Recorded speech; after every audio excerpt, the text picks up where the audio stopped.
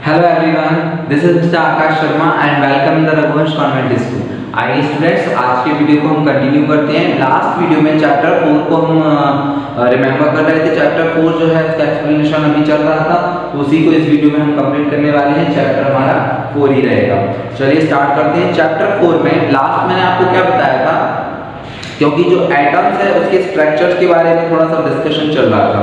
Structure of the atom, atom किस structure का है, अलग अलग साइंटिस्टों के अलग अलग जो ओपिनियंस निकल करके सामने आ रहे थे, वो ओपिनियंस को भी देखा हम लोगों ने। क्योंकि स्ट्रक्चर जो था इलेक्ट्रॉन का, उस स्ट्रक्चर के बारे में कोई भी ठीक से बता नहीं पा रहा था। क्योंकि एटम्स जो होते हैं वो एटम्स के अंदर इलेक्ट्रॉन प्रोटॉन न्यूट्रॉन की एक नई पहलू निकल करके सामने आया कि उसके अंदर वो खाली नहीं होता है, इलेक्ट्रॉन प्रोटॉन और न्यूट्रॉन से वो भरा हुआ होता है। ये चीजें सामने निकल करके आई।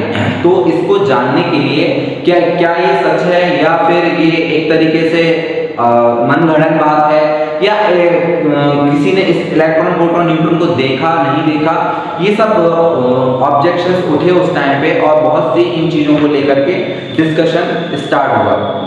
लेकिन धीरे धीरे फिर सभी साइंटिस्टों ने इस चीज पे रिसर्च की और रिसर्च में पता चला कि जो इलेक्ट्रॉन प्रोटॉन न्यूट्रॉन्स होते हैं वो किस टाइप से वर्क कर रहे हैं, अपना अपना वर्क।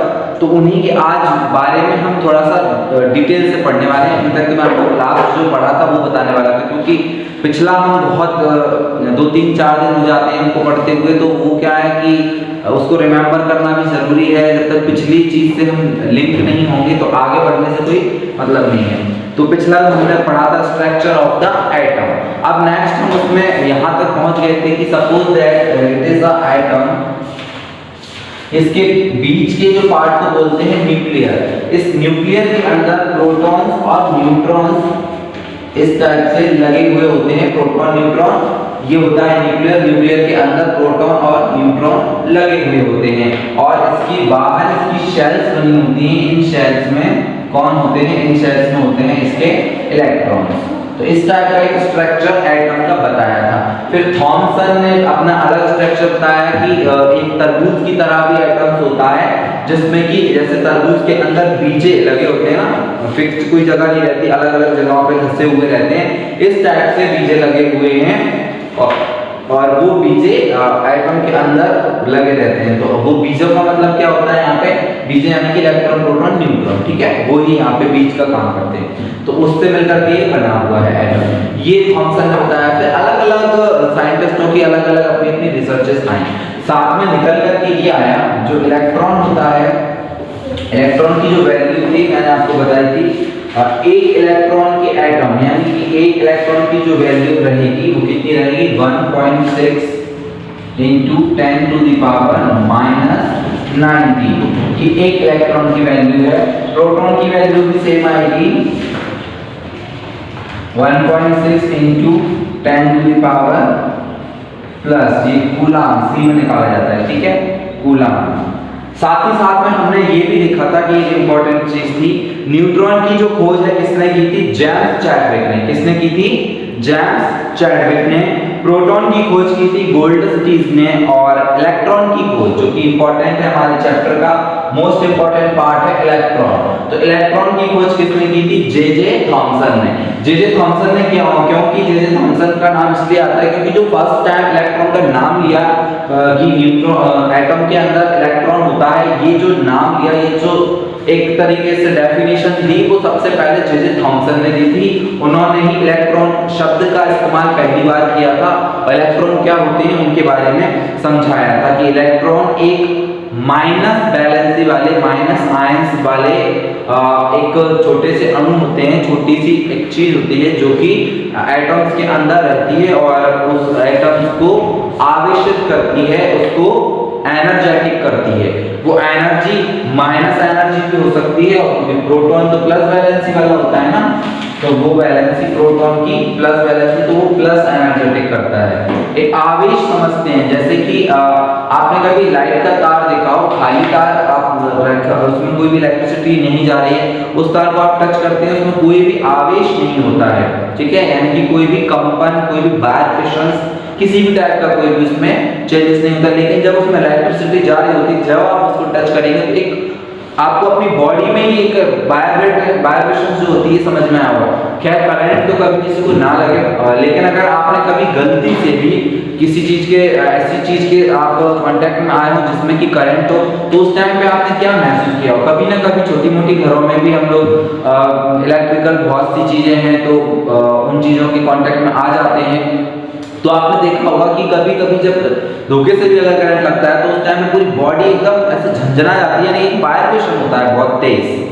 आपने देखा जैसे किसी ने पकड़ के ऐसे हिला दिया हो, तो वो वाइब्रेशन क्या है? वो वाइब्रेशन तो आयंस हैं, प्लस आयंस माइनस आयंस, ये आवेश ही तो है वो वाइब्रेशन।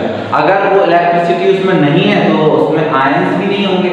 आयंस इलेक्ट्रिसिटी में मौजूद हैं, यानी कि जो आवेश है उसका जो वाइब्रेशन है उसके अंदर वो इलेक्ट्रॉन प्रोटॉन के कारण हो पा रहा है। अब एटम जो है, एटम के अंदर आवेश नहीं होता है। आप कहेंगे कि सर ये बुक जो है इसमें तो कोई आवेश नहीं है, लेकिन ये भी तो किसी ना किसी एटम से मिलकर के ही तो बनी है, इसमें कोई आवेश नहीं है, इसको टच कर रहे हैं तो कोई आवेश नहीं महसूस होता। बात बिल्कुल सही है।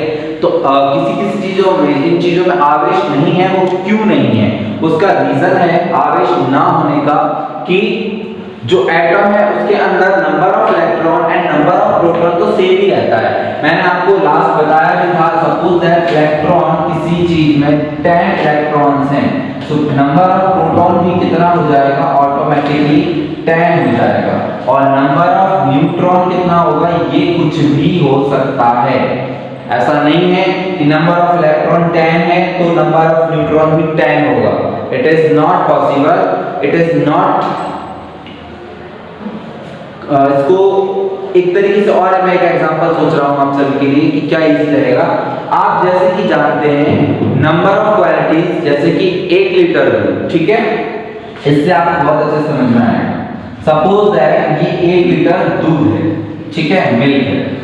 इस मिल्क में अगर 1 लीटर मिल्क और मिला दिया जाए तो ये गिलास पूरा फिल हो जाएगा, ठीक है।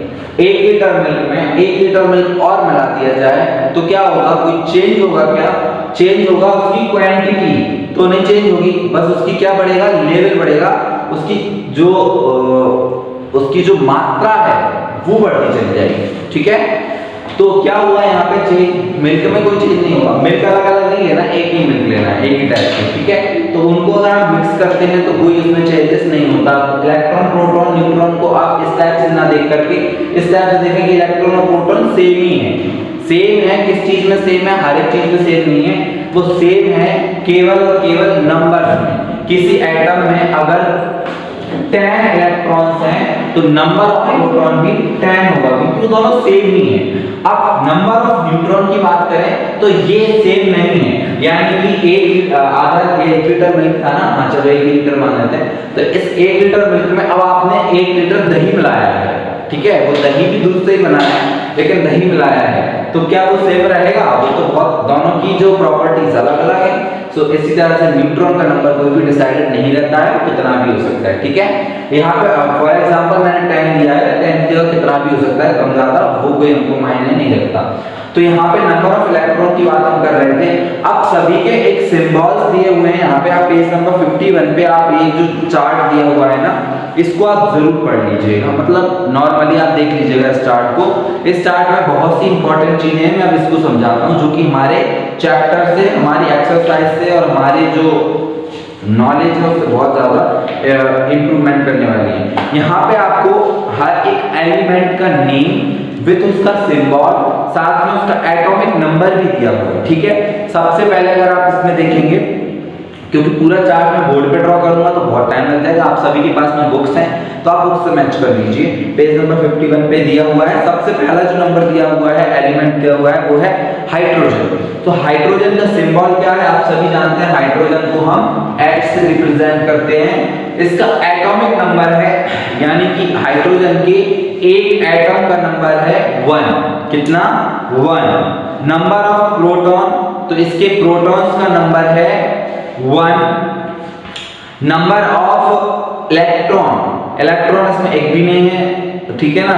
और न्यूट्रॉन्स भी इसमें एक भी नहीं है, न्यूट्रॉन इलेक्ट्रॉन्स खाली रहते हैं। इसकी जो डिस्ट्रीब्यूशन हुआ है इलेक्ट्रॉन्स का, क्योंकि हम जानते हैं नंबर ऑफ इलेक्ट्रॉन्स में है ही नहीं, नंबर ऑफ प्रोटॉन था ओनली 1। इसके 4 मैंने आपको क्लासेस बताए थे, K L M N, K L M N, ये इसके 4 शेल होते हैं। इन चारों शेलों में, यानी कि ये जो 4 शेल होते हैं ना, ये जिनमें इलेक्ट्रॉन घूमते हैं, ये वाले, ये होते हैं 4। तो इन चारों को अभी फिल करना होता है, तो ये 4 ही फिल होते हैं। तो इसमें एक ही इलेक्ट्रॉन है, तो वो किस फिल में जाएगा, सबसे पहले K में जाएगा। चारों में कितने कितने इलेक्ट्रॉन्स जा सकते हैं, कितने भी जा सकते हैं।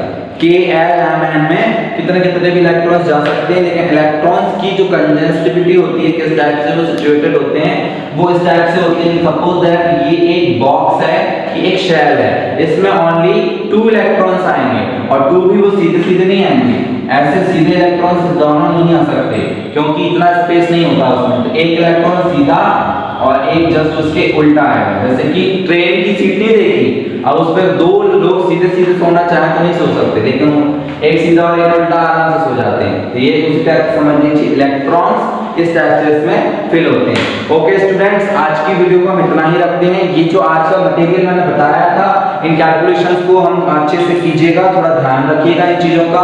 बिकॉज ऑफ ये जो चैप्टर है अब फिनिश ही हो गया है, इसमें कोई ज्यादा इंपॉर्टेंट चीजें बची नहीं, और जो चीजें थी वो मैंने आपको बिल्कुल अच्छे से समझा दी है विद एग्जांपल्स, बोर्ड पे ड्रॉ कर करके। तो अगर कहीं कोई प्रॉब्लम है तो आप लास्ट जो पिछली वीडियोस हैं यूट्यूब पे अवेलेबल हैं, उन सभी को देख लीजिएगा। ओके स्टूडेंट्स, इस वीडियो को हम फिनिश करते हैं। Thank you for watching. Stay home and stay safe.